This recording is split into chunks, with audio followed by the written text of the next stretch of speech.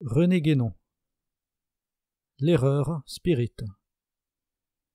Première partie. Distinctions et précisions nécessaires. Chapitre 7. L'explication des phénomènes. Bien que notre intention ne soit pas d'étudier spécialement les phénomènes du spiritisme, nous devons parler au moins sommairement de leur explication, ne serait-ce que pour montrer qu'on peut fort bien se passer de l'hypothèse spirit, avant d'apporter contre celle-ci des raisons plus décisives. Faisons remarquer, d'ailleurs, que ce n'est point un ordre logique que nous entendons suivre en cela.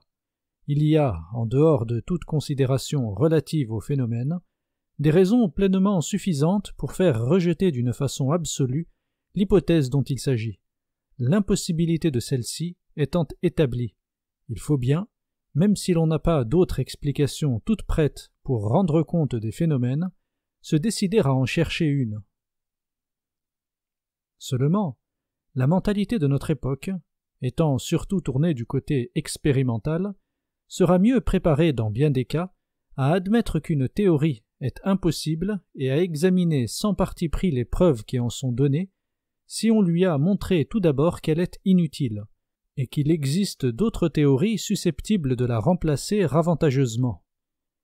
D'un autre côté, il importe de dire tout de suite que beaucoup des faits en question, sinon tous, ne relèvent point de la science ordinaire, ne sauraient rentrer dans les cadres étroits que les modernes ont fixés à celle-ci, et sont, en particulier, tout à fait en dehors du domaine de la physiologie et de celui de la psychologie classique, contrairement à ce que pensent certains psychistes, qui s'illusionnent grandement à cet égard. N'éprouvant aucun respect pour les préjugés de la science officielle, nous n'estimons point que nous ayons à nous excuser de l'apparente étrangeté de quelques-unes des considérations qui vont suivre. Mais il est bon de prévenir ceux qui, en raison des habitudes acquises, pourraient les trouver par trop extraordinaires. Tout cela, encore une fois, ne veut point dire que nous accordions au phénomène psychique le moindre caractère transcendant, entre guillemets. D'ailleurs, aucun phénomène, de quelque ordre qu'il soit, n'a en lui-même un tel caractère. Mais cela n'empêche pas qu'il y en ait beaucoup qui échappent aux moyens d'action de la science occidentale moderne, qui n'est point si avancée, entre guillemets, que le croient ses admirateurs, ou qui, du moins, ne l'est que sur des points très particuliers. La magie même, du fait qu'elle est une science expérimentale, n'a absolument rien de transcendant, entre guillemets. Ce qui peut par contre être regardé comme tel, c'est la théurgie, entre guillemets, dont les effets, même lorsqu'ils ressemblent à ceux de la magie, en diffèrent totalement quant à leur cause. Et c'est précisément la cause, et non pas le phénomène qu'elle produit, qui est alors d'ordre transcendant. Qu'il nous soit permis, pour mieux nous faire comprendre, d'emprunter ici une analogie à la doctrine catholique. Ouvrons la parenthèse. Nous parlons seulement d'analogie et non d'assimilation, ne nous plaçant pas au point de vue théologique. Fermons la parenthèse. Il y a des phénomènes, tout à fait semblables extérieurement, qui ont été constatés chez des saints et chez des sorciers. Or, il est bien évident que c'est seulement dans le premier cas qu'on peut leur attribuer un caractère miraculeux, entre guillemets, et proprement surnaturel, entre guillemets. Dans le second cas, ils peuvent tout au plus être dits préternaturels, entre guillemets, si pourtant les phénomènes sont les mêmes. C'est donc que la différence ne réside point dans leur nature, mais uniquement dans leur cause, et ce n'est que du mode, entre guillemets, et des circonstances, entre guillemets, que de tels phénomènes tirent leur caractère surnaturel. Il va sans dire que, lorsqu'il s'agit du psychisme, nulle cause transcendante ne saurait intervenir, que l'on considère les phénomènes provoqués ordinairement par les pratiques spirites, ou les phénomènes magnétiques et hypnotiques, ou tous ceux qui leur sont plus ou moins connexes. Nous n'avons donc pas à nous préoccuper ici des choses d'ordre transcendant, et c'est dire qu'il est des questions, comme celles des phénomènes mystiques entre guillemets, par exemple, qui peuvent rester entièrement en dehors des explications que nous envisagerons. D'autre part, nous n'avons pas à examiner tous les phénomènes psychiques indistinctement, mais seulement ceux qui ont quelque rapport avec le spiritisme.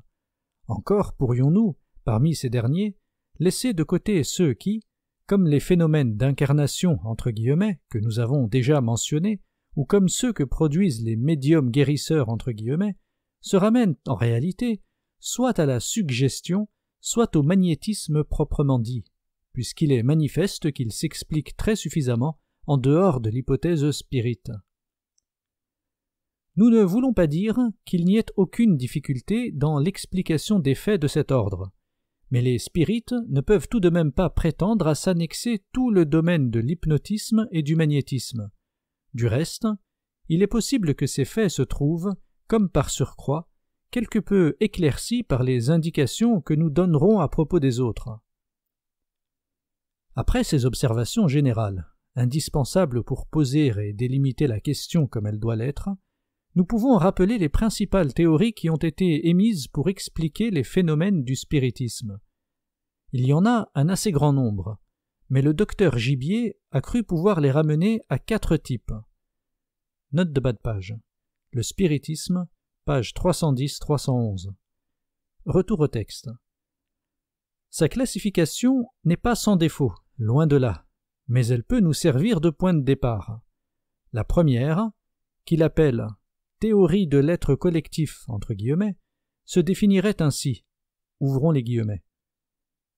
Un fluide spécial se dégage de la personne du médium, se combine avec le fluide des personnes présentes pour constituer un personnage nouveau, temporaire, indépendant dans une certaine mesure et produisant les phénomènes connus. Fermons les guillemets. Ensuite vient la théorie démoniaque, entre guillemets, d'après laquelle, ouvrons les guillemets, tout est produit par le diable ou ses suppôts, fermons les guillemets, et qui revient en somme à assimiler le spiritisme à la sorcellerie. En troisième lieu, il y a une théorie que le docteur Gibier appelle bizarrement gnomique, entre guillemets, selon laquelle, ouvrons les guillemets, il existe une catégorie d'êtres, un monde immatériel, vivant à côté de nous et manifestant sa présence dans certaines conditions. Ce sont ces êtres qu'on a connus de tout temps sous le nom de génies, fées, sylvains, lutins, gnomes, farfadets, etc. Fermons les guillemets. Nous ne savons pas pourquoi il a choisi les gnomes plutôt que d'autres pour donner une dénomination à cette théorie, à laquelle il rattache celle des théosophistes, en l'attribuant faussement au bouddhisme, entre parenthèses, qui met les phénomènes sur le compte des élémentales, entre guillemets. Enfin, il y a la théorie spirite, suivant laquelle, ouvrons les guillemets, toutes ces manifestations sont dues aux esprits, ou âmes des morts, qui se mettent en rapport avec les vivants, en manifestant leurs qualités ou leurs défauts, leur supériorité ou, au contraire, leur infériorité, tout comme s'ils vivaient encore. Fermons les guillemets. Chacune de ces théories, sauf la théorie spirite qui seule est absurde, peut contenir une part de vérité et expliquer effectivement, non pas tous les phénomènes, mais certains d'entre eux. Le tort de leurs partisans respectifs est surtout d'être trop exclusifs et de vouloir tout ramener à une théorie unique. Quant à nous, nous ne pensons même pas que tous les phénomènes sans exception doivent nécessairement être expliqués par l'une ou l'autre des théories qui viennent d'être énumérées, car il y a dans cette liste des omissions et des confusions. D'ailleurs, nous ne sommes pas de ceux qui croient que la simplicité d'une explication est une sûre garantie de sa vérité. On peut assurément souhaiter qu'il en soit ainsi, mais les choses ne sont point obligées de se conformer à nos désirs, et rien ne prouve qu'elles doivent être ordonnées précisément de la façon qui serait la plus commode pour nous ou la plus propre à faciliter notre compréhension. Un tel anthropocentrisme, entre guillemets, chez nombre de savants et de philosophes, suppose vraiment de bien naïves illusions. La théorie démoniaque, entre guillemets, a le don de mettre spécialement en fureur les spirites aussi bien que les scientistes, entre guillemets, les uns et les autres faisant pareillement profession de ne pas croire aux démons. Pour les spirites, il semble qu'ils ne doivent pas y avoir dans le monde invisible, entre guillemets, autre chose que des êtres humains, ce qui est bien la limitation la plus invraisemblablement arbitraire qui se puisse imaginer. Comme nous aurons à nous expliquer plus loin sur le satanisme, entre guillemets, nous n'y insisterons pas pour le moment. Nous ferons seulement remarquer que l'opposition à cette théorie, qui n'est guère moindre chez les occultistes que chez les spirites, se comprend beaucoup moins de leur part, puisqu'ils admettent l'intervention d'êtres assez variés, ce qui prouve que leurs conceptions sont moins bornées. À ce point de vue, la théorie démoniaque entre guillemets pourrait s'associer d'une certaine façon à celle que le docteur Gibier appelle gnomique entre guillemets, puisque dans l'une et dans l'autre, il s'agit d'une action exercée par des êtres non humains. Rien ne s'oppose en principe, non seulement à ce qu'il y ait de tels êtres, mais encore à ce qu'ils soient aussi diversifiés que possible. Il est très certain que, presque chez tous les peuples et à toutes les époques, il a été question d'êtres tels que ceux dont le docteur Gibier fait mention. Et ce ne doit pas être sans raison, car quels que soient les noms qui leur ont été donnés, ce qui est dit de leur façon d'agir concorde remarquablement. Seulement, nous ne pensons pas qu'ils aient jamais été regardés comme proprement immatériels, entre guillemets. Et d'ailleurs, la question, sous ce rapport, ne se posait pas exactement de la même manière pour les anciens que pour les modernes, les notions mêmes de matière, entre guillemets, et d'esprit, entre guillemets, ayant grandement changé de signification. D'autre part, la façon dont ces êtres ont été personnifiés, entre guillemets, se rattache surtout aux conceptions populaires, qui recouvrent une vérité plutôt qu'elles ne l'expriment, et qui correspondent plutôt aux apparences manifestées qu'à la réalité profonde. Et c'est un semblable anthropomorphisme, entre guillemets, d'origine toute exotérique, que l'on peut reprocher aussi à la théorie des élémentales, entre guillemets, qui est bien véritablement dérivée de la précédente, qui en est, si l'on veut, une forme modernisée. En effet, les élémentales, entre guillemets, au sens premier de ce mot, ne sont pas autre chose que les esprits des éléments, entre guillemets, que l'ancienne magie partageait en 4 catégories: salamandre ou esprit du feu, sylphe ou esprit de l'air, ondin ou esprit de l'eau, gnome ou esprit de la terre. Bien entendu, ce mot d'esprit, entre guillemets, n'était point pris là au sens des spirites, mais il désignait des êtres subtils, doués seulement d'une existence temporaire, et n'ayant par conséquent rien de spirituel, entre guillemets, dans l'acception philosophique moderne. Encore n'est-ce là que l'expression exotérique d'une théorie sur le vrai sens de laquelle nous reviendrons dans la suite. Les théosophistes ont accordé une importance considérable aux élémentales, entre guillemets. Nous avons dit ailleurs que Madame Blavatsky en dut vraisemblablement l'idée à George H. Felt, membre de la HB of L, qui l'attribuait d'ailleurs tout à fait gratuitement aux anciens Égyptiens. Par la suite, cette théorie fut plus ou moins étendue et modifiée, tant par les théosophistes eux-mêmes que par les occultistes français, qui la leur empruntèrent évidemment, tout en prétendant ne rien leur devoir. Du reste, elle est de celles sur lesquelles les idées de ces écoles ne furent jamais bien fixées, et nous ne voudrions pas être chargés de concilier tout ce qui a été dit des élémentales, entre guillemets. La masse des théosophistes et des occultistes s'en tient à la conception la plus grossièrement anthropomorphique, mais il en est qui ont voulu donner à la théorie une allure plus scientifique, entre guillemets, et qui, manquant complètement de données traditionnelles pour lui restituer son sens original et ésotérique, l'ont tout simplement accommodé aux idées modernes ou aux caprices de leur propre fantaisie. Ainsi, les uns ont essayé d'identifier les élémentales aux nomades de Leibniz. Note de bas de page. Conférence faite à l'Hawaiian Theosophical Society de New York en décembre 1886 par C.H.A. Bjerregaard, Le Lotus, septembre 1888. Retour au texte. Les autres les ont réduits à n'être plus que des forces inconscientes, entre guillemets, comme Pappus, pour qui ils sont en outre les globules sanguins de l'univers, entre guillemets, ou même de simples centres de force, entre guillemets, en même temps que des potentialités d'être, entre guillemets. D'autres encore ont cru y voir des embryons d'âme animale ou humaine, entre guillemets. Il en est aussi quelques-uns qui, dans un tout autre sens, ont poussé la confusion jusqu'à les assimiler aux hiérarchies spirituelles, entre guillemets, de la Kabbale judaïque, d'où il résulterait qu'il faut comprendre sous ce nom d'élémental, entre guillemets, les anges et les démons, auxquels on prétend ainsi faire perdre leur caractère fantaisiste, entre guillemets. Note de bas de page. Traité méthodique de sciences occultes, page 373. Deuxième note de bas de page. Marius Descrêpes, Maurice Després, entre parenthèses. Les microbes de l'astral. Troisième note de bas de page.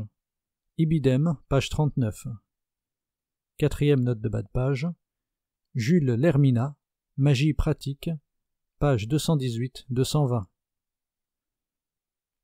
Retour au texte. Ce qui est surtout fantaisiste, ce sont ces assemblages de conceptions disparates dont les occultistes sont coutumiers. Celles où il se trouve quelque chose de vrai ne leur appartiennent pas en propre, mais sont des conceptions anciennes plus ou moins mal interprétées, et les occultistes semblent avoir pris à tâche, sans doute involontairement, de brouiller toutes les notions plutôt que de les éclaircir ou d'y mettre de l'ordre. Un exemple de ces fausses interprétations nous a déjà été fourni par la théorie des coques astrales, entre guillemets, que le docteur Gibier a complètement oublié dans sa nomenclature, et qui est encore un emprunt fait par l'occultisme au théosophisme. Comme nous avons déjà rétabli plus haut le vrai sens de ce dont elle est une déformation, nous n'y reviendrons pas, mais nous rappellerons que c'est seulement de la façon que nous avons indiquée alors que l'on peut admettre dans certains phénomènes une intervention des morts, ou plutôt un simulacre d'intervention des morts, puisque leur être réel n'y est aucunement intéressé et n'est point affecté par ces manifestations. Quant à la théorie des élémentaires, entre guillemets, sur laquelle l'occultisme et le théosophisme ne se différencient pas plus nettement que sur les précédentes, elle apparaît comme extrêmement flottante, se confondant parfois avec celle des coques, entre guillemets, et allant ailleurs, et le plus fréquemment jusqu'à s'identifier à l'hypothèse spirite elle-même, à laquelle elle apporte seulement certaines restrictions. D'une part, Pappus a écrit ceci, ouvrons les guillemets, « Ce que le spirit appelle un esprit, un moi, l'occultiste l'appelle un élémentaire, une coque astrale, fermons les guillemets. » Note de bas de page.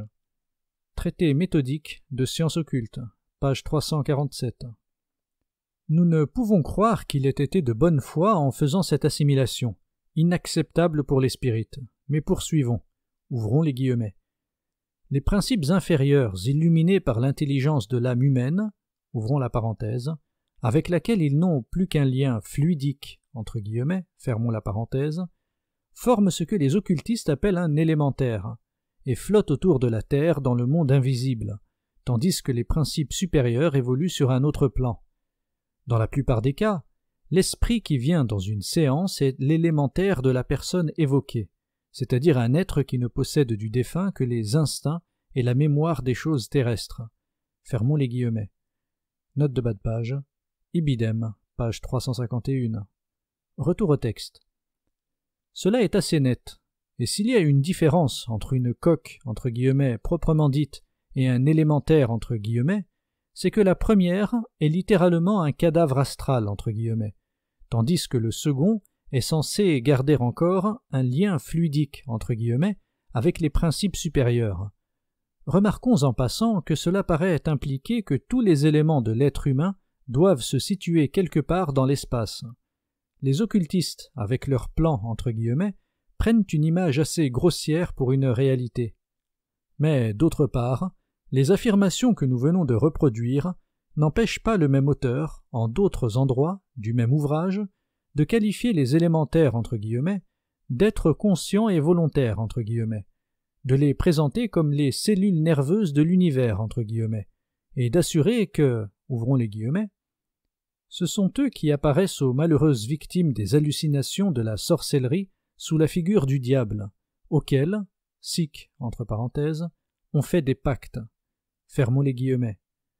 Note de bas de page, Ibidem, page 373 et 909-910. Ce dernier rôle, du reste, est plus souvent attribué par les occultistes aux élémentales, entre guillemets. Ailleurs encore, Pappus précise que l'élémentaire, entre guillemets, ouvrons la parenthèse, et là il prétend que ce terme, qui n'a pourtant rien d'hébraïque, appartient à la Kabbale, fermons la parenthèse, et ouvrons les guillemets. est formé par l'esprit immortel, supérieurement par le corps astral, partie supérieure entre parenthèses, médianement, par les écorces inférieurement, fermons les guillemets. Note de bas de page. L'état de trouble et l'évolution posthume de l'être humain, page 12-13. Retour au texte. Ce serait donc, d'après cette nouvelle version, l'être humain véritable et complet, tel qu'il est constitué pendant le temps plus ou moins long où il séjourne dans le plan astral entre guillemets. C'est là l'opinion qui a prévalu parmi les occultistes, aussi bien que parmi les théosophistes, et les uns et les autres en sont arrivés à admettre assez généralement que cet être peut être évoqué tant qu'il se trouve dans cet état, c'est-à-dire au cours de la période qui va de la mort physique entre guillemets à la mort astrale entre guillemets. Seulement, on ajoute que les désincarnés entre guillemets, qui se manifestent le plus volontiers dans les séances spirites, exception faite pour les morts aimés entre guillemets, le tout entre parenthèses, sont les hommes dont la nature est la plus inférieure, notamment les ivrognes, les sorciers et les criminels, et aussi ceux qui ont péri de mort violente, surtout les suicidés, et c'est même à ces êtres inférieurs, avec lesquels les relations sont réputées fort dangereuses, que certains théosophistes réservent l'appellation d'élémentaires entre guillemets. Les spirites, qui sont absolument opposés à toutes les théories dont il a été question jusqu'ici, ne semblent pas apprécier beaucoup cette concession, pourtant très grave, et cela se comprend en somme. Ils reconnaissent bien eux-mêmes qu'il y a de mauvais esprits entre guillemets qui se mêlent à leurs séances, mais s'il n'y avait que cela, il n'y aurait qu'à s'abstenir soigneusement des pratiques du spiritisme. C'est en effet ce que recommandent les dirigeants de l'occultisme, et surtout du théosophisme, mais sans pouvoir, sur ce point, se faire écouter d'une certaine catégorie de leurs adhérents, pour qui tout ce qui est phénomène, entre guillemets, quelle qu'en soit la qualité, possède un attrait irrésistible.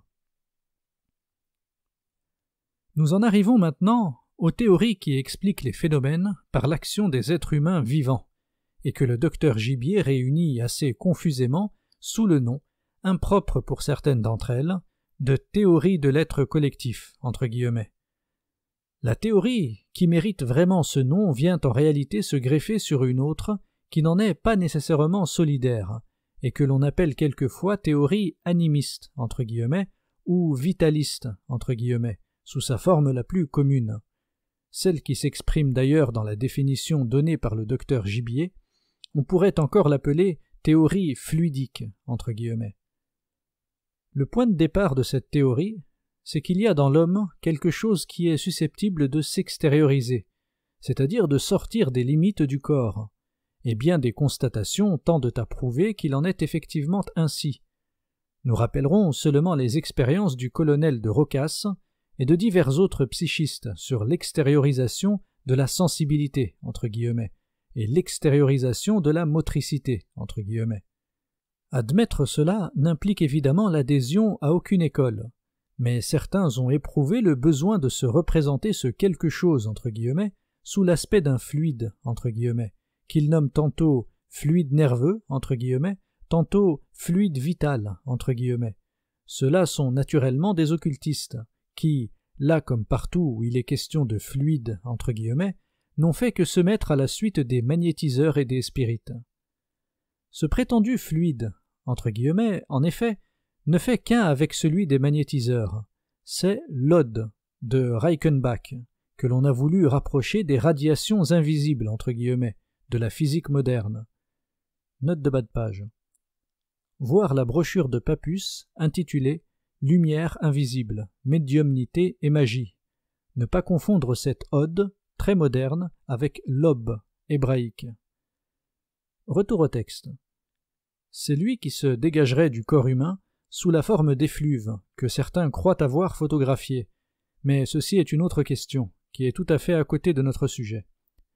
Quant aux spirites, nous avons dit qu'ils tenaient du mesmérisme cette idée des fluides, auxquels ils ont également recours pour expliquer la médiumnité.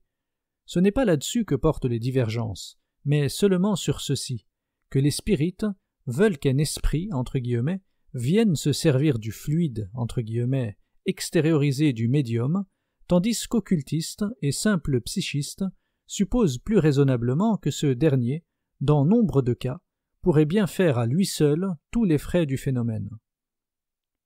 Effectivement, si quelque chose de l'homme s'extériorise, il n'est point besoin de recourir à des facteurs étrangers pour expliquer des phénomènes tels que des coups frappés ou des déplacements d'objets sans contact, qui ne constituent d'ailleurs pas pour cela une action à distance, entre guillemets, car, en somme, un être est partout où il agit.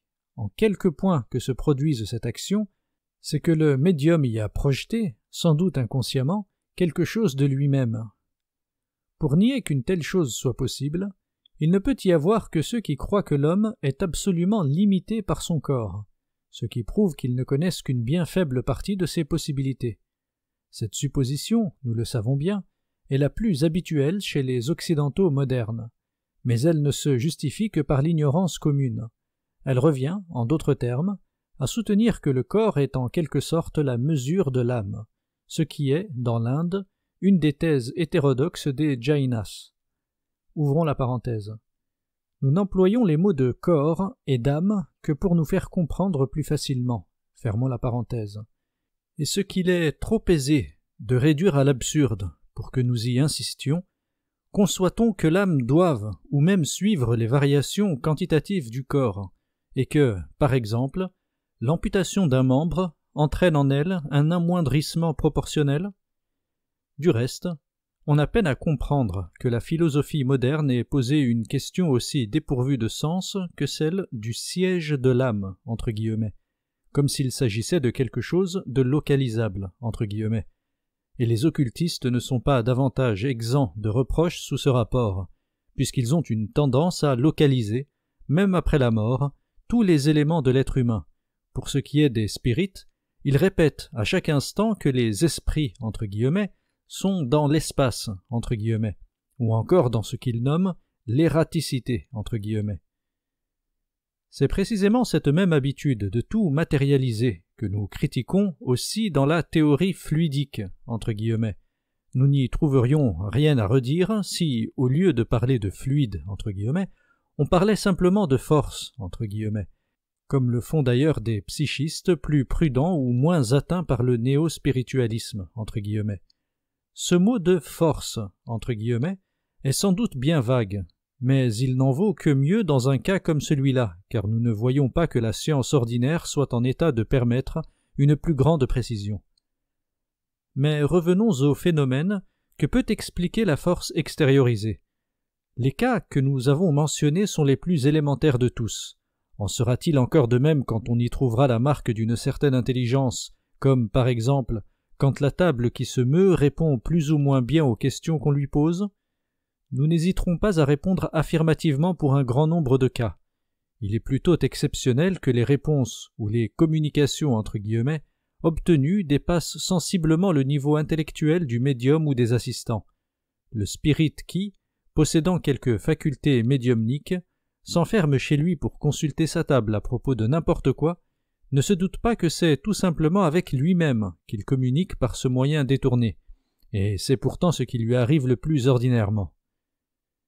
Dans les séances de groupe, la présence d'assistants plus ou moins nombreux vient un peu compliquer les choses. Le médium n'en est plus réduit à sa seule pensée, mais dans l'état spécial où il se trouve et qui le rend éminemment accessible à la suggestion sous toutes ses formes, il pourra tout aussi bien refléter et exprimer la pensée de l'un quelconque des assistants. D'ailleurs, dans ce cas comme dans le précédent, il ne s'agit pas forcément d'une pensée qui est nettement consciente au moment présent, et même une telle pensée ne s'exprimera guère que si quelqu'un a la volonté bien arrêtée d'influencer les réponses. Habituellement, ce qui se manifeste appartient plutôt à ce domaine très complexe que les psychologues appellent le subconscient, entre guillemets. On a parfois abusé de cette dernière dénomination, parce qu'il est commode, en maintes circonstances, de faire appel à ce qui est obscur et mal défini. Il n'en est pas moins vrai que le subconscient, entre guillemets, correspond à une réalité. Seulement, il y a de tout là-dedans, et les psychologues, dans la limite des moyens dont ils disposent, seraient fort embarrassés pour y mettre un peu d'ordre. Il y a d'abord ce qu'on peut appeler la mémoire latente, entre guillemets, rien ne s'oublie jamais d'une façon absolue, comme le prouvent les cas de « réviviscence » anormale qui ont été assez souvent constatés. Il suffit donc que quelque chose ait été connu de l'un des assistants, même s'il croit l'avoir complètement oublié, pour qu'il n'y ait pas lieu de chercher ailleurs si cela vient à s'exprimer dans une communication spirite. Il y a aussi toutes les prévisions et tous les pressentiments qui arrivent parfois, même normalement, à devenir assez clairement conscients chez certaines personnes. C'est à cet ordre qu'il faut certainement rattacher bien des prédictions spirites qui se réalisent, sans compter qu'il y en a beaucoup d'autres, et probablement un plus grand nombre, qui ne se réalisent pas, et qui représentent de vagues pensées quelconques, prenant corps comme peut le faire n'importe quelle rêverie. Note de bas de page. Il y a aussi des prédictions qui ne se réalisent que parce qu'elles ont agi à la façon de suggestion. Nous y reviendrons quand nous parlerons spécialement des dangers du spiritisme. Retour au texte. Mais nous irons plus loin. Une communication énonçant des faits réellement inconnus de tous les assistants peut cependant provenir du subconscient de l'un d'eux, car, sous ce rapport aussi, on est fort loin de connaître ordinairement toutes les possibilités de l'être humain. Chacun de nous peut être en rapport, par cette partie obscure de lui-même, avec des êtres et des choses dont il n'a jamais eu connaissance au sens courant de ce mot, et il s'établit là d'innombrables ramifications auxquelles il est impossible d'assigner des limites définies. Ici, nous sommes bien loin des conceptions de la psychologie classique. Cela pourra donc sembler fort étrange, de même que le fait que les communications peuvent être influencées par les pensées des personnes non présentes. Pourtant, nous ne craignons pas d'affirmer qu'il n'y a à tout cela aucune impossibilité. Nous reviendrons à l'occasion sur la question du subconscient, Pour le moment, nous n'en parlons que pour montrer que les spirites sont fort imprudents d'invoquer, comme preuve certaine à l'appui de leur théorie, des faits du genre de ceux auxquels nous venons de faire allusion. Ces dernières considérations permettront de comprendre ce qu'est la théorie de l'être collectif, proprement dite, et quelle part de vérité elle renferme. Cette théorie, disons-le tout de suite, a été admise par quelques spirites plus indépendants que les autres, et qui ne croient pas qu'il soit indispensable de faire intervenir les esprits, dans tous les cas sans exception. Tels sont Eugène Nuss, qui est sans doute le premier à avoir employé cette expression d'être collectif, et M. Camille Flammarion. Note de bas de page. Les grands mystères. Retour au texte. D'après cette théorie, l'être collectif, serait formé par une sorte de combinaison des périsprits, ou des fluides, du médium et des assistants, et il se fortifierait à chaque séance, pourvu que les assistants soient toujours les mêmes. Les occultistes se sont emparés de cette conception avec d'autant plus d'empressement qu'ils pensaient pouvoir la rapprocher des idées d'Eliphas Lévi sur les égrégores, ou entités collectives, Note de bas de page. C'est ainsi qu'Eliphas Lévi écrit ce mot, qu'il a tiré du livre d'Enoch, et dont il donne une étymologie latine qui est absurde. L'orthographe correcte serait égrégore. Le sens ordinaire en grec est veilleur, mais il est bien difficile de savoir à quoi ce mot s'applique exactement dans le texte, qui peut se prêter à toutes sortes d'interprétations fantaisistes. Retour au texte. Il faut cependant remarquer, pour ne pas pousser trop loin l'assimilation, que chez Eliphas Lévi, il s'agissait, beaucoup plus généralement, de ce qu'on pourrait appeler l'âme, d'une collectivité quelconque, comme une nation par exemple.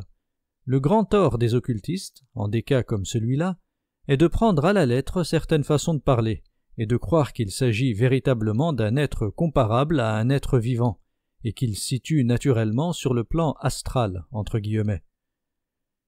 Pour en revenir à l'être collectif, des séances spirites, nous dirons simplement que, en laissant de côté tout fluide, il ne faut y voir que ces actions et réactions des divers subconscients, en présence, dont nous avons parlé tout à l'heure, l'effet des relations qui s'établissent entre eux d'une manière plus ou moins durable, et qui s'amplifie à mesure que le groupe se constitue plus solidement. Il y a d'ailleurs des cas où le subconscient, entre guillemets, individuel ou collectif, explique tout à lui seul, sans qu'il y ait la moindre extériorisation de force chez le médium ou chez les assistants.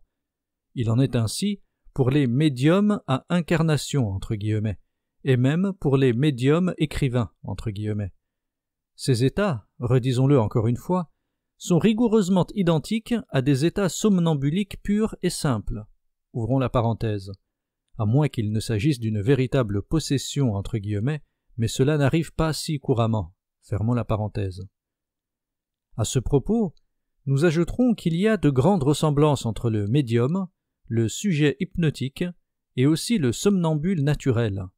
Il y a un certain ensemble de conditions psychophysiologiques, entre guillemets, qui leur sont communes, et la façon dont ils se comportent est bien souvent la même.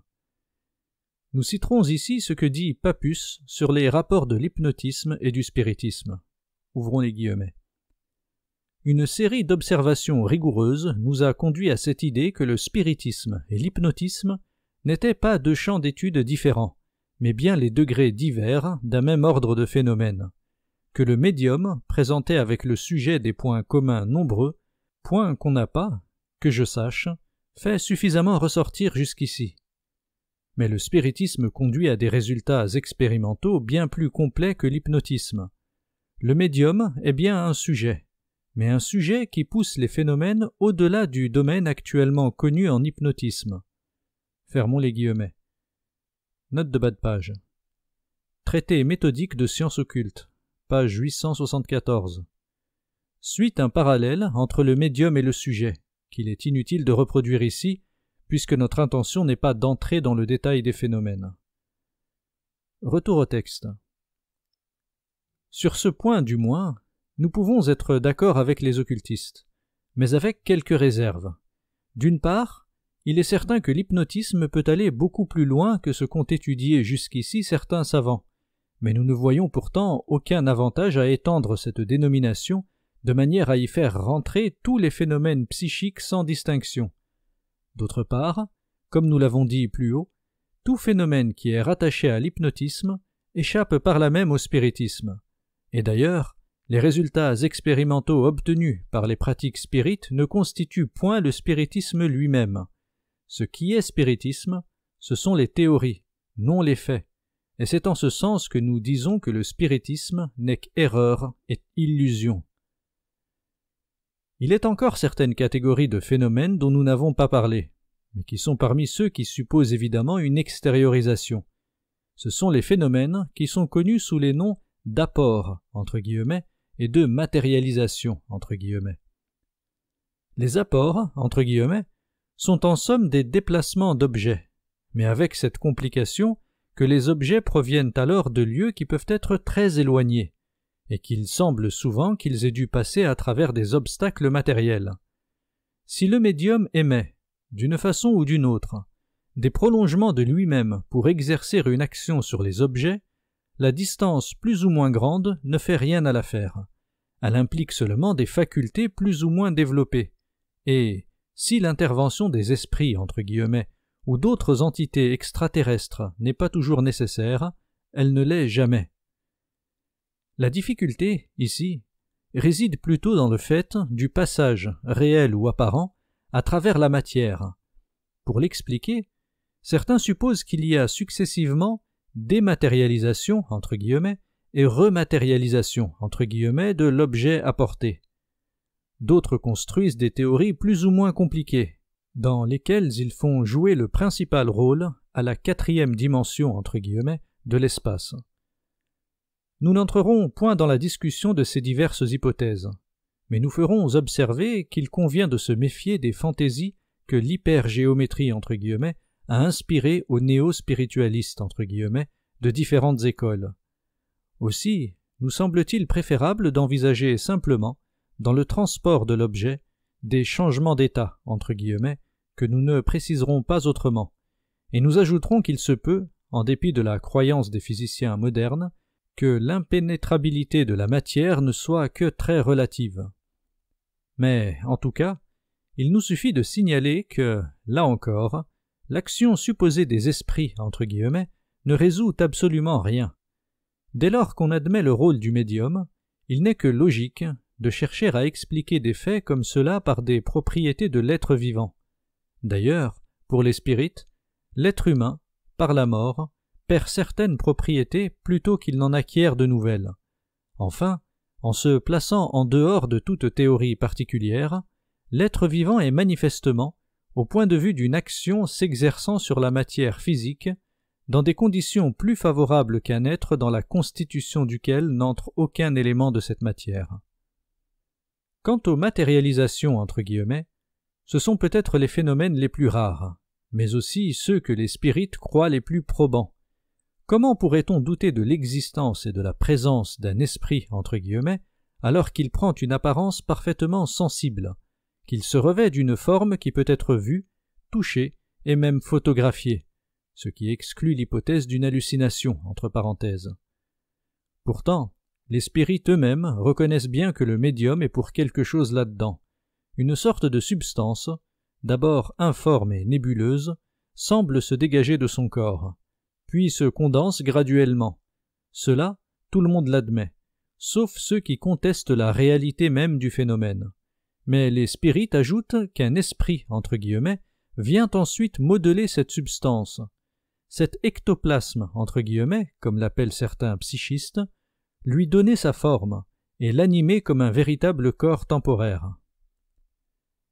Malheureusement, il y a eu des matérialisations entre guillemets de personnages imaginaires, comme il y a eu des communications entre guillemets signées par des héros de romans. Eliphas Lévy assure que des personnes ont fait évoquer par Douglas Home les fantômes de parents supposés, qui n'avaient jamais existé.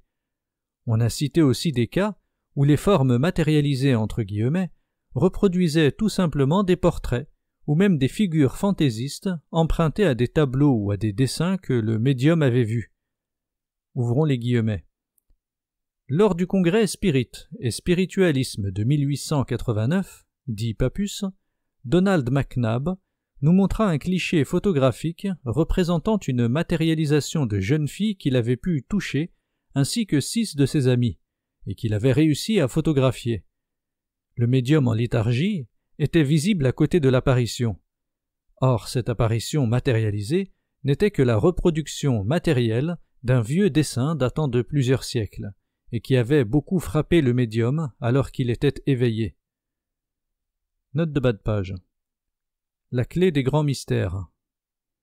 Deuxième note de bas de page. Traité méthodique de sciences occultes, page 881. Retour au texte. D'un autre côté, si la personne évoquée est reconnue par un des assistants, cela prouve évidemment que cet assistant en avait une image dans sa mémoire, et de là peut fort bien venir la ressemblance constatée. Si au contraire personne n'a connu le soi-disant désincarné, entre guillemets, qui se présente, son identité ne peut être vérifiée, et l'argument spirit tombe encore. Du reste, M. Flammarion lui-même a dû reconnaître que l'identité des esprits, entre guillemets, n'a jamais été démontrée, que les cas les plus remarquables peuvent toujours donner lieu à contestation. Et comment pourrait-il en être autrement si l'on songe que, même pour un homme vivant, il est à peu près impossible théoriquement, sinon pratiquement, de donner de son identité des preuves vraiment rigoureuses et irréfutables. Il faut donc s'en tenir à la théorie dite de l'idéoplastie, entre guillemets, d'après laquelle non seulement le substratum de la matérialisation, entre guillemets, est fourni par le médium, mais encore sa forme même est due à une idée, ou plus exactement à une image mentale, soit du médium également, soit d'un assistant quelconque. Cette image pouvant d'ailleurs n'être que subconsciente, entre guillemets. Tous les faits de cet ordre peuvent s'expliquer par cette théorie, et certains d'entre eux ne peuvent pas s'expliquer autrement. Remarquons en passant que, cela étant admis, il en résulte qu'il n'y a pas nécessairement fraude lorsqu'il se présente des matérialisations, entre guillemets, dépourvues de relief comme les dessins dans lesquels on en retrouve le modèle. Bien entendu, cela n'empêche pas que les fraudes soient très fréquentes, en fait, mais des cas comme cela devraient être examinés de plus près, au lieu d'être écarté de parti pris. On sait d'ailleurs qu'il y a des matérialisations entre guillemets plus ou moins complètes. Il y a parfois des formes qui peuvent être touchées, mais qui n'arrivent pas à se rendre visibles. Il y a aussi des apparitions qui ne sont que partielles, et ces dernières sont le plus souvent des formes de mains. Ces apparitions de mains isolées mériteraient de retenir l'attention. On a cherché à les expliquer en disant que, ouvrons les guillemets, comme un objet se prend ordinairement avec la main, le désir de prendre un objet doit nécessairement éveiller l'idée de main et par conséquent la représentation mentale d'une main. Fermons les guillemets. Note de bas de page. Étude expérimentale de quelques phénomènes de force psychique par Donald McNabb, Le Lotus, mars 1889, page 729. Retour au texte. Tout en acceptant cette explication en principe, il est permis de penser qu'elle n'est peut-être pas toujours suffisante, et nous rappellerons à ce propos que des manifestations similaires ont été constatées dans des cas qui sont du domaine de la sorcellerie, comme l'effet de Cideville que nous avons déjà mentionné. La théorie de l'idéoplastie, entre guillemets, d'ailleurs n'exclut pas forcément toute intervention étrangère, comme pourraient le croire ceux qui sont trop portés à systématiser. Elle restreint seulement le nombre des cas où il faut y faire appel. Notamment, elle n'exclut pas l'action d'hommes vivants non présents corporellement. C'est ainsi qu'opèrent les sorciers, entre parenthèses, ni celle de forces diverses sur lesquelles nous reviendrons. Certains disent que ce qui s'extériorise est le double, entre guillemets, du médium. Cette expression est impropre, au moins en ce sens que ce prétendu double, entre guillemets, peut prendre une apparence fort différente de celle du médium lui-même. Pour les occultistes, ce double, entre guillemets, est évidemment identique au corps astral, entre guillemets. Il en est qui s'exercent à obtenir, d'une façon consciente et volontaire, le dédoublement, entre guillemets, ou la sortie en astral, entre guillemets, c'est-à-dire, en somme, à réaliser activement ce que fait passivement le médium, tout en avouant que les expériences de ce genre sont extrêmement dangereuses. Quand les résultats ne sont pas purement illusoires et dus à une simple autosuggestion, ils sont en tout cas mal interprétés. Nous avons déjà dit qu'il n'est pas possible d'admettre le corps astral, entre guillemets, non plus que les fluides, entre guillemets, parce que ce ne sont là que des représentations fort grossières, consistant à supposer des états matériels qui ne diffèrent guère de la matière ordinaire que par une moindre densité. Quand nous parlons d'un état subtil, entre guillemets, c'est tout autre chose que nous voulons dire. Ce n'est pas un corps de matière raréfiée, un aérosome, entre guillemets, suivant le terme adopté par quelques occultistes. C'est quelque chose qui est véritablement incorporel, entre guillemets. Nous ne savons d'ailleurs si on doit le dire matériel ou immatériel, et peu nous importe, car ces mots n'ont qu'une valeur très relative pour quiconque se place en dehors des cadres conventionnels de la philosophie moderne. Et cet ordre de considération demeure complètement étranger aux doctrines orientales, les seules où, de nos jours, la question dont il s'agit soit étudiée comme elle doit l'être. Nous tenons à préciser que ce à quoi nous faisons allusion présentement est essentiellement un état de l'homme vivant, car l'être, à la mort, est changé bien autrement que par la simple perte de son corps, contrairement à ce que soutiennent les spirites et même les occultistes. Aussi, ce qui est susceptible de se manifester après la mort ne peut-il être regardé que comme une sorte de vestige de cet état subtil de l'être vivant, et ce n'est pas plus cet état lui-même que le cadavre n'est l'organisme animé. Pendant la vie, le corps est l'expression d'un certain état de l'être, mais celui-ci a également, et en même temps, des états incorporels, parmi lesquels celui dont nous parlons est d'ailleurs le plus proche de l'état corporel. Cet état subtil doit se présenter à l'observateur comme une force ou un ensemble de forces plutôt que comme un corps, et l'apparence corporelle des matérialisations entre guillemets n'est que surajoutée exceptionnellement à ses propriétés ordinaires. Tout cela a été singulièrement déformé par les occultistes, qui disent bien que le plan astral, entre guillemets, est le monde des forces, entre guillemets, mais que cela n'empêche point d'y placer des corps. Encore convient-il d'ajouter que les forces subtiles, entre guillemets, sont bien différentes, tant par leur nature que par leur mode d'action, des forces qu'étudie la physique ordinaire. Ce qu'il y a de curieux à noter comme conséquence de ces dernières considérations, c'est ceci.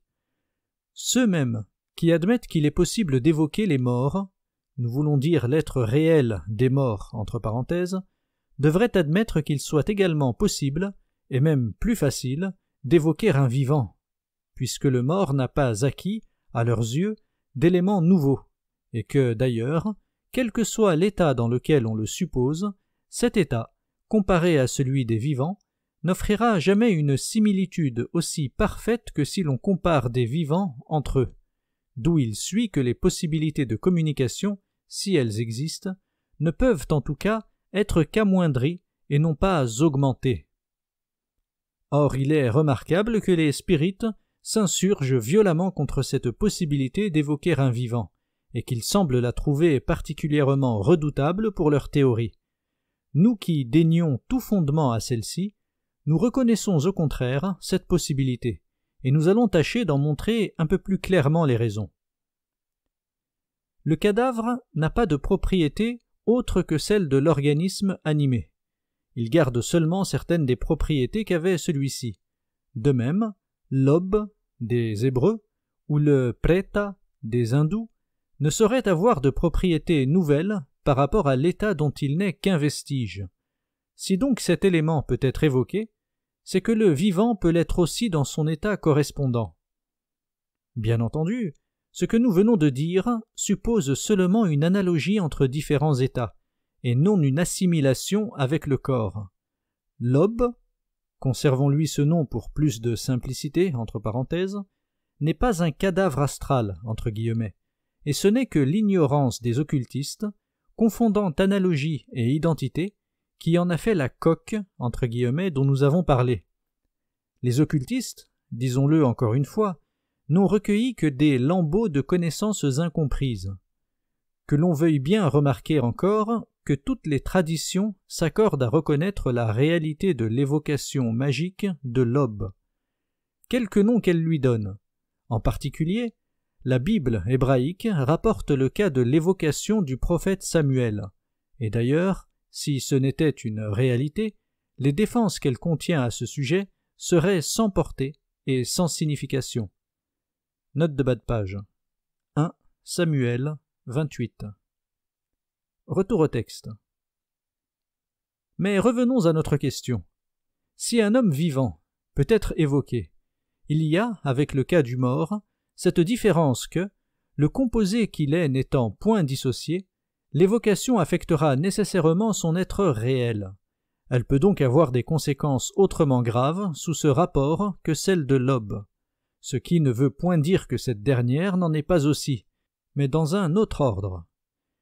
D'un autre côté, la possibilité d'évocation doit être réalisable surtout si l'homme est endormi, parce qu'il se trouve précisément alors, quant à sa conscience actuelle, dans l'état correspondant à ce qui peut être évoqué, à moins toutefois qu'il ne soit plongé dans le véritable sommeil profond, où rien ne peut l'atteindre et où aucune influence extérieure ne peut plus s'exercer sur lui.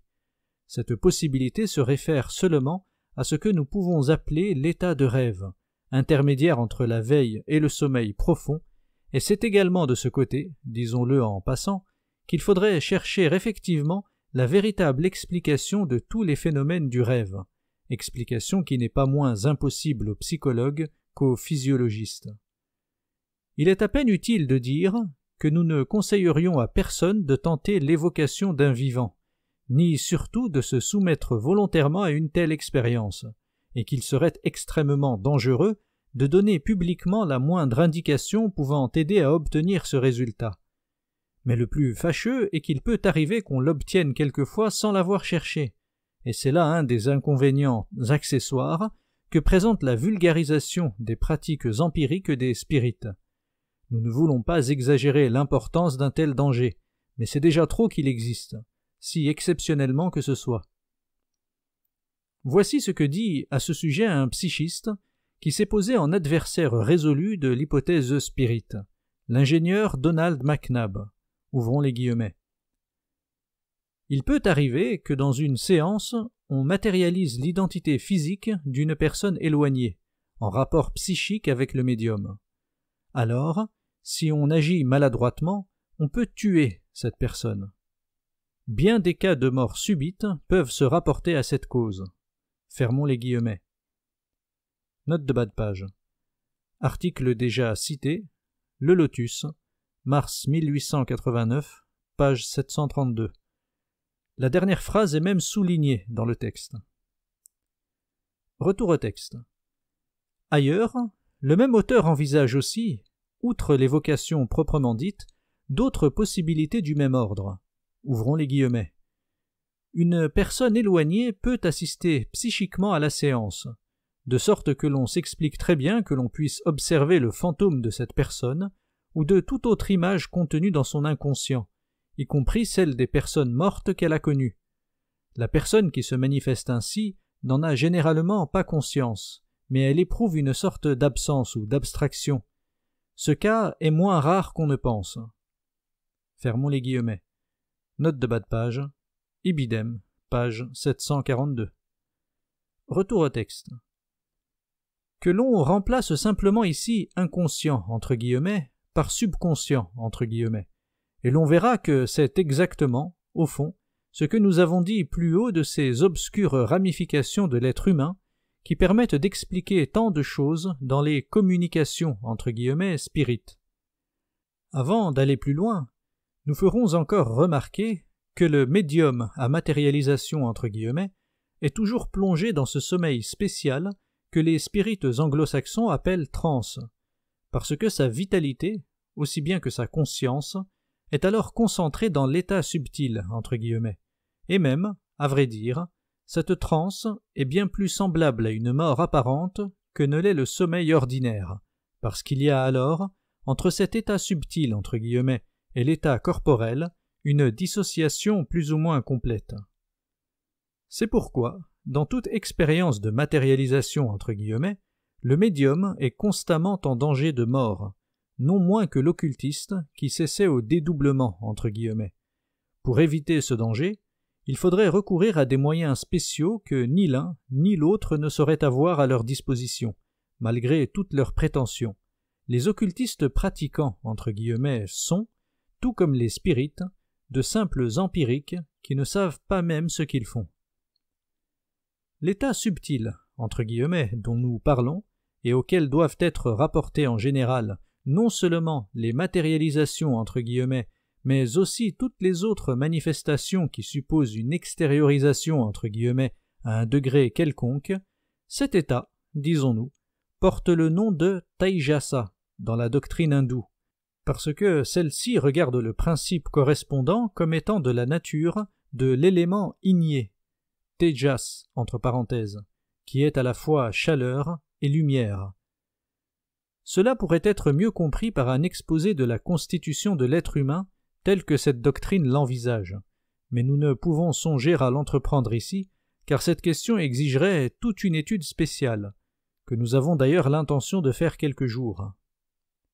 Pour le moment, nous devons nous borner à signaler très sommairement quelques-unes des possibilités de cet état subtil, entre guillemets, possibilités qui dépassent d'ailleurs de beaucoup tous les phénomènes du spiritisme, et auxquels ceux-ci ne sont même plus comparables. Telles sont par exemple les suivantes. Possibilité de transférer dans cet état l'intégralité de la conscience individuelle, et non plus seulement une portion de subconscience, entre guillemets, comme cela a lieu dans le sommeil ordinaire et dans les états hypnotiques et médiumniques. Possibilité de localiser, entre guillemets, cet état en un endroit quelconque, ce qui est l'extériorisation, entre guillemets, proprement dite, et de condenser en cet endroit, par son moyen, une apparence corporelle qui est analogue à la matérialisation, entre guillemets, des spirites, mais sans l'intervention d'aucun médium. Possibilité de donner à cette apparence soit la forme même du corps, ouvrons la parenthèse, et alors elle mériterait vraiment le nom de double, entre guillemets, fermons la parenthèse, soit toute autre forme correspondant à une image mentale quelconque. Enfin, possibilité de transposer, entre guillemets, dans cet état, si l'on peut ainsi s'exprimer, les éléments constitutifs du corps lui-même, ce qui semblera sans doute plus extraordinaire encore que tout le reste. On remarquera qu'il y a là de quoi expliquer, entre autres choses, les phénomènes de bilocation, entre guillemets, qui sont de ceux auxquels nous faisions allusion lorsque nous disions qu'il y a des phénomènes dont on trouve des exemples, extérieurement semblables, chez des saints et chez des sorciers. On y trouve également l'explication de ces histoires, trop répandues pour être sans fondement, de sorciers qui ont été vus errant sous des formes animales. Et l'on pourrait encore y voir pourquoi les coups portés à ces formes ont leurs répercussions, en blessures réelles, sur le corps même du sorcier, aussi bien que lorsque le fantôme de celui-ci se montre sous sa forme naturelle, qui peut d'ailleurs n'être pas visible pour tous les assistants. Sur ce dernier point, comme sur bien d'autres, le cas de Cideville est particulièrement frappant et instructif. D'un autre côté, c'est à des réalisations très incomplètes et très rudimentaires de la dernière des possibilités que nous avons énumérées qu'il faudrait rattacher les phénomènes de lévitation, entre guillemets, dont nous n'avions pas parlé précédemment. Ouvrons la parenthèse. Et pour lesquels il faudrait répéter la même observation que pour la bilocation, entre guillemets. Fermons la parenthèse. Les changements de poids constatés chez les médiums, ouvrons la parenthèse, et qui ont donné à certains psychistes l'illusion absurde de pouvoir peser l'âme, entre guillemets, fermons la parenthèse, et aussi ces changements d'état, entre guillemets, ou tout au moins de modalité, qui doivent se produire dans les apports, entre guillemets. Il y a de même des cas que l'on pourrait regarder comme représentant une bilocation, entre guillemets, incomplète. Tels sont tous les phénomènes de télépathie, entre guillemets, c'est-à-dire les apparitions d'êtres humains à distance, se produisant pendant leur vie ou au moment même de leur mort, apparitions qui peuvent d'ailleurs présenter des degrés de consistance extrêmement variables. Les possibilités dont il s'agit, étant bien au-delà du domaine du psychisme ordinaire, permettent d'expliquer a fortiori, entre guillemets, beaucoup des phénomènes qu'étudie celui-ci. Mais ces phénomènes, comme on vient de le voir, ne représentent que des cas atténués, réduits aux proportions les plus médiocres. Nous ne parlons d'ailleurs en tout cela que de possibilités, et nous convenons qu'il est des choses sur lesquelles il serait assez difficile d'insister, étant donné surtout la tournure de la mentalité dominante à notre époque. À qui ferait-on croire, par exemple, qu'un être humain, dans certaines conditions, peut quitter l'existence terrestre sans laisser un cadavre derrière lui? Pourtant, nous en appellerons encore au témoignage de la Bible. Enoch, ouvrons les guillemets, ne parut plus, parce que Dieu l'avait pris. Fermons les guillemets. Note de bas de page. Genèse 5, 24. Retour au texte. Moïse, ouvrons les guillemets, fut enseveli par le Seigneur, et personne n'a connu son sépulcre. Fermons les guillemets. Note de bas de page. Deutéronome 34, 6. Retour au texte. Élie monta aux cieux sur, ouvrons les guillemets, un char de feu. Fermons les guillemets. Note de bas de page. 2 Rois 2, 1, 1. Retour au texte. Qui rappelle étrangement le véhicule igné, entre guillemets, de la tradition hindoue, et, si ces exemples impliquent l'intervention d'une cause d'ordre transcendant, il n'en est pas moins vrai que cette intervention même présuppose certaines possibilités dans l'être humain. Quoi qu'il en soit, nous n'indiquons tout cela que pour donner à réfléchir à ceux qui en sont capables, et pour leur faire concevoir jusqu'à un certain point l'étendue de ces possibilités de l'être humain, si complètement insoupçonnées du plus grand nombre. Pour cela aussi, nous ajouterons que tout ce qui se rapporte à cet état subtil, entre guillemets, touche de très près à la nature même de la vie, que des anciens, comme Aristote, d'accord en cela avec les orientaux, assimilaient à la chaleur même, propriété spécifique de l'élément Tejas. Note de bas de page. Il ne s'agit pas pour cela d'un principe vital, entre guillemets, au sens de certaines théories modernes, qui ne sont guère moins déformées que celles du corps astral, entre guillemets. Nous ne savons dans quelle mesure le médiateur plastique, entre guillemets, de Cudworth peut échapper à la même critique. Retour au texte. En outre, cet élément est en quelque sorte polarisé en chaleur et lumière, d'où il résulte que l'état subtil, entre guillemets, est lié à l'état corporel de deux façons différentes et complémentaires, par le système nerveux quant à la qualité lumineuse et par le sang quant à la qualité calorique. Il y a là les principes de toute une psychophysiologie, entre guillemets, qui n'a aucun rapport avec celle des occidentaux modernes, et dont ceux-ci n'ont pas la moindre notion. Ici, il faudrait encore rappeler le rôle du sang dans la production de certains phénomènes, son emploi dans divers rites magiques et même religieux, et aussi son interdiction, en tant qu'aliment, par des législations traditionnelles comme celle des Hébreux.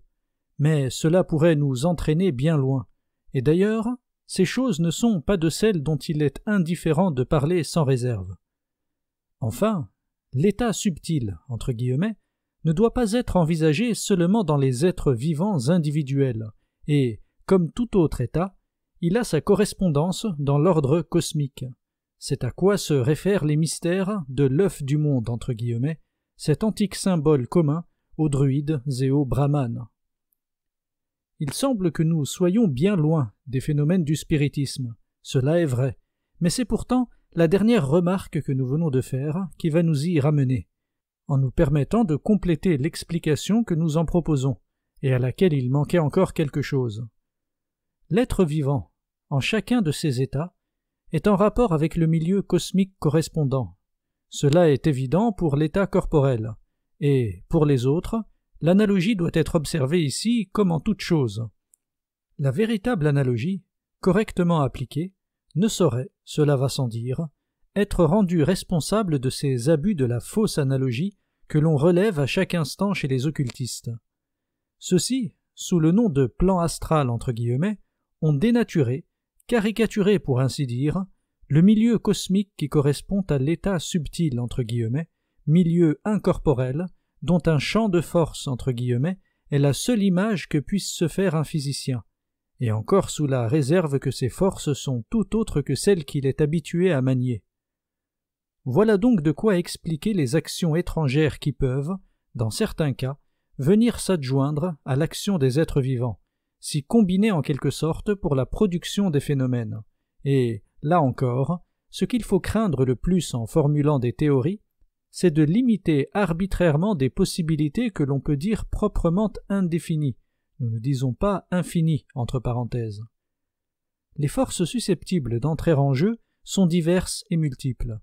Qu'on doive les regarder comme provenant d'êtres spéciaux ou comme de simples forces dans un sens plus voisin de celui où le physicien entend ce mot, peu importe quand on s'en tient aux généralités, car l'un et l'autre peuvent être vrais suivant les cas. Parmi ces forces, il en est qui sont, par leur nature, plus rapprochés du monde corporel et des forces physiques, et qui, par conséquent, se manifesteront plus aisément en prenant contact avec le domaine sensible par l'intermédiaire d'un organisme vivant, celui d'un médium, entre parenthèses, ou par tout autre moyen. Or, ces forces sont précisément les plus inférieures de toutes, donc celles dont les effets peuvent être les plus funestes et devraient être évitées le plus soigneusement. Elles correspondent, dans l'ordre cosmique, à ce que sont les plus basses régions du subconscient, entre guillemets, dans l'être humain.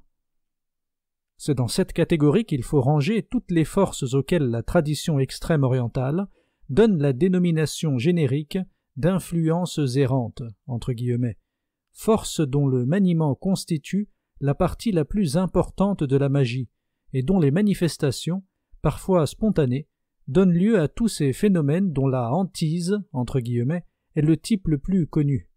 Ce sont, en somme, toutes les énergies non individualisées, et il y en a naturellement de bien des sortes. Certaines de ces forces peuvent être dites vraiment démoniaques, entre guillemets, ou sataniques, entre guillemets. Ce sont celles-là, notamment, que met en jeu la sorcellerie, et les pratiques spirites peuvent aussi les attirer souvent, quoique involontairement.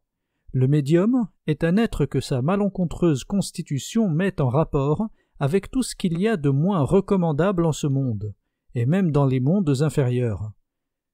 Dans les influences errantes, entre guillemets, doit être également compris tout ce qui, provenant des morts, est susceptible de donner lieu à des manifestations sensibles, car il s'agit là d'éléments qui ne sont plus individualisés. Tel est l'aube lui-même, et tels sont, à plus forte raison, tous ces éléments psychiques de moindre importance qui représentent, ouvrons les guillemets, le produit de la désintégration de l'inconscient, ou mieux du subconscient entre guillemets, entre parenthèses, d'une personne morte, fermons les guillemets. Note de bas de page. Article déjà cité de Donald McNabb, Le Lotus, mars 1889, page 742. Retour au texte. Ajoutons que, dans les cas de mort violente, l'aube conserve pendant un certain temps un degré tout spécial de cohésion et de quasi-vitalité, ce qui permet de rendre compte de bon nombre de phénomènes.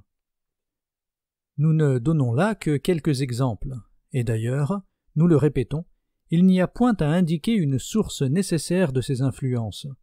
D'où qu'elles viennent, elles peuvent être captées suivant certaines lois, mais les savants ordinaires, qui ne connaissent absolument rien de ces lois, ne devraient pas s'étonner d'avoir quelques déconvenues et de ne pouvoir se faire obéir de la force psychique entre guillemets, qui paraît quelquefois se plaire à déjouer les plus ingénieuses combinaisons de leur méthode expérimentale. Ce n'est pas que cette force, qui d'ailleurs n'en est pas une, entre parenthèses, soit plus capricieuse entre guillemets qu'une autre, mais encore faut-il savoir la diriger. Malheureusement, elle a d'autres méfaits à son actif que les tours qu'elle joue aux savants. Le magicien, qui connaît les lois des influences errantes entre guillemets, peut les fixer par divers procédés. Par exemple, en prenant pour support certaines substances ou certains objets agissant à la façon de condensateurs entre guillemets. Il va sans dire qu'il n'y a qu'une ressemblance purement extérieure entre les opérations de ce genre et l'action des influences spirituelles entre guillemets, dont il a été question précédemment.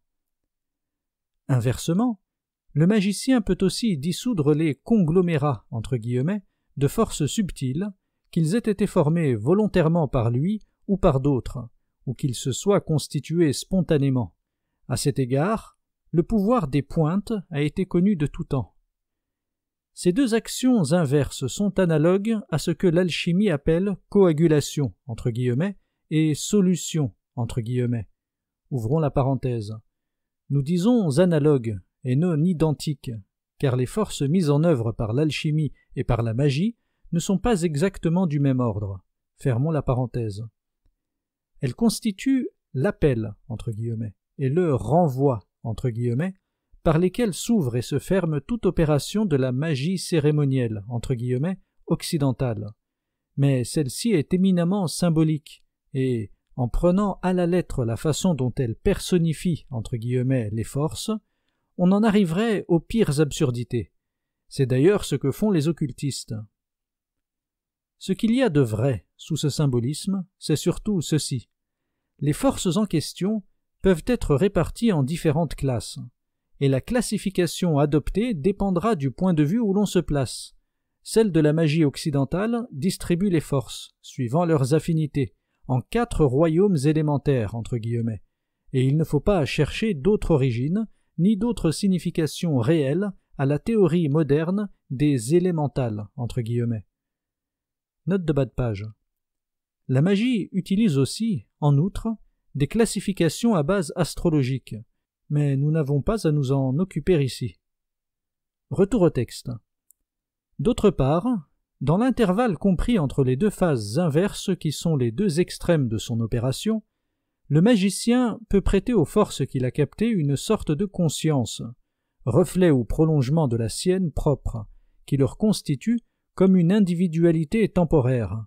Et c'est cette individualisation factice qui, à ceux que nous appelons des empiriques et qui appliquent des règles incomprises, donne l'illusion d'avoir affaire à des êtres véritables. Le magicien qui sait ce qu'il fait s'il interroge ces pseudo-individualités qu'il a lui-même suscitées aux dépens de sa propre vitalité, ne peut voir là qu'un moyen de faire apparaître, par un développement artificiel, ce que son subconscient, entre guillemets, contenait déjà à l'état latent. La même théorie est d'ailleurs applicable, avec les modifications voulues, à tous les procédés divinatoires quels qu'ils soient. C'est là aussi que réside, lorsque la simple extériorisation des vivants n'y suffit pas entièrement, l'explication des communications entre guillemets spirites, avec cette différence que les influences, n'étant dirigées dans ce cas par aucune volonté, s'y expriment de la façon la plus incohérente et la plus désordonnée.